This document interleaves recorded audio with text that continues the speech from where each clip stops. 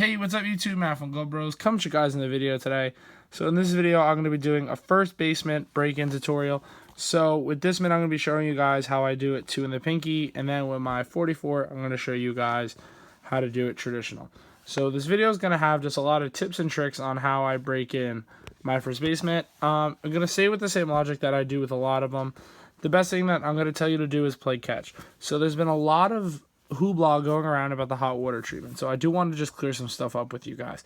A lot of people have been asking about the hot water treatment and all this kind of stuff. It's been a big topic in live streams and other videos.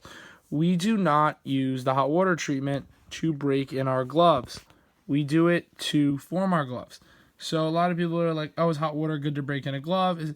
We do hot water to reform a glove. So a glove like this does need a good reform. So basically what we're going to do is we're going to hot water it and then reform it to the way we like it. None of the gloves that we hot water, is our end intention is to have the glove be broken in more. It's to reform it to get a form that we're really looking for. So I did just want to clear that up because there's been a lot of questions and stuff about it. So I do have access to my hands. Marco is recording the video. Say what's up. What's up? So when I'm going for 2 in the pinky, what I'm really trying to achieve is a dual hinge break-in. That's why I prefer the DCT as a model, because it will close 2 hinge. So what I'm trying to do is keep the most U shape I can. So at the top of the glove, I'm going to really try to focus on keeping this as straight as possible. With this lace right here, I'm able to tighten it and really keep that nice U on top. So when I'm breaking in a glove, I'm really focusing on the 2 break points when I'm doing mallet work. So as you guys can see right here, it forms a pretty nice pocket overall. I'll reach and grab a ball for you guys. Marcus just got to pick up the camera up for a second. All right, now I have a ball. Your Bama pants. It's okay. I have my camo pajama pants on. So this is the dual hinge I'm looking for. So when I'm breaking it in, grab my mallet. I'm gonna get here with that first hinge, and then mallet, mallet, mallet, and then this one is much easier. This one's really the most important one. It's going to be mallet, mallet, mallet. I'm obviously not going to hit it hard, but you're going to have to do it for a long time. Not just 3 taps and say mallet every time after.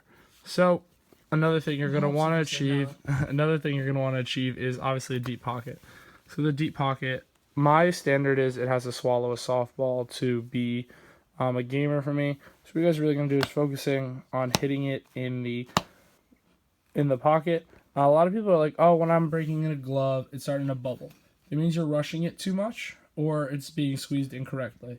So when you're rushing a glove too much, I know a lot of people are going to be getting gloves in soon and trying to rush to get them broken in for the season. Do not do that. If you do want to do it, you have to break in a glove in a short amount of time. You're going to become really friendly with your mallet, and you're going to be spending a lot of time with it or playing an awful lot of catch.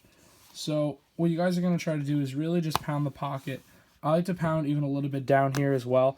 I really like to make it flat into just the bowl of the pocket. That's really all my first base mitt is just like 100% pocket. Then why does your 4-4 have so many creases? Well, we'll get into that conversation a little bit later. So that, like, obviously this one is perfection.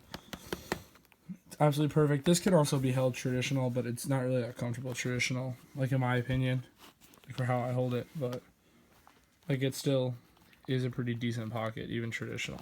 But I'll stick with 2 in the pinky. So now that's that. You know, like I said, guys, really try to focus on keeping that U shape. Pound it with the mallet. Play a lot of catch, especially at first base. You want to get super comfortable with your glove. You're going to be making scoops, backhand play, stuff like that. So you're going to want something you're really comfortable with. Don't just do the hot water. Like I said, you can use hot water to break in a glove.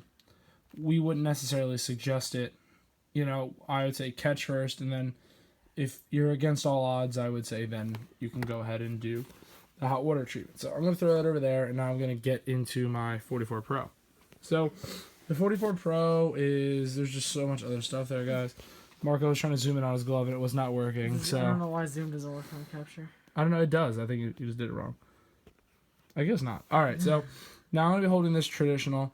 A lot of people who have the fastback design are going to want to go traditional. This is my 44 Classic Series. A lot of people ask me about this all the time. I'm not going to really comment about the leather or anything like that, but I will just talk about how I formed it. So when I got this glove, the option was fastback or open. I decided to go fastback. I don't know why. I've never had one before. But move the camera up. No one wants to see my pants. But it's, All right, it's it's okay. Life goes on.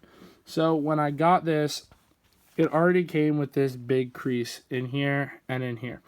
The way that they shipped it was in too small of a box, and honestly, it really just wasn't good. So regardless, I stuck with it. It was my first custom glove. This was before I really knew anything about gloves, and I just was like, YOLO, I have a custom glove. I'm just going to stick with it. So I broke it in one hinge because I didn't know any better. It still has like a slight two hinge to it, but it's mostly one hinge. Basically what the one hinge is in this glove, it really doesn't give me too much of an option. The padding here is actually kind of thick, like a little bit too thick, like you guys can see like that hump as it goes in, and it has this one break point here. So I kind of just started playing catch with it. Naturally, it does have a slight little, hinge to it, but it's really mostly this one hinge doing all the work. So you're going to break a glove in one hinge. You're just going to close this hinge, just like we talked about before. You're going to mallet it. Traditionally, you're going to have a smaller pocket when you go traditional. That's just natural. But still can have a pretty deep pocket overall. So you're still going to want to go in and do as much malleting as you can to try to open up the pocket, open up the web, stuff like that. So, with the traditional, I wouldn't necessarily suggest it at first base. If it's something you're, really, really, set on, then, by all means do that. But I'll be taking over the camera now. Guys, I told you guys everything you really need to know, and Marco's probably the worst cameraman ever. So, yeah, I'm pretty sure you were wrong. What was that? If you break in a one hinge, you want to hit this one. No, when you this one. squeeze the glove, you're only putting pressure on this finger. That's not true, because look. Watch the MP. No, this side just stays out, man. That's how an MP naturally wants to close, like a TT2. Oh, I get you. You're yes, right. I know. He knows about gloves, I don't. This is why we're keeping this. No editing. So, yeah, like I said, that's the hinge you're going to naturally want to squeeze. It will still close, but not very nicely. As crappy as glove is broken in, it still swallows a softball. I don't know how, but it just does. So, I hope this did help you guys. I know there's not a whole lot of first basemen out there, but this was just something that out of all the gloves we've done break-ins for, we never showed any of the first basemen any love. So I hope you guys enjoyed this. Comment, like, subscribe. This is going to be the second upload of the day. So always comment more video ideas that you guys have. Until next time, have a good day.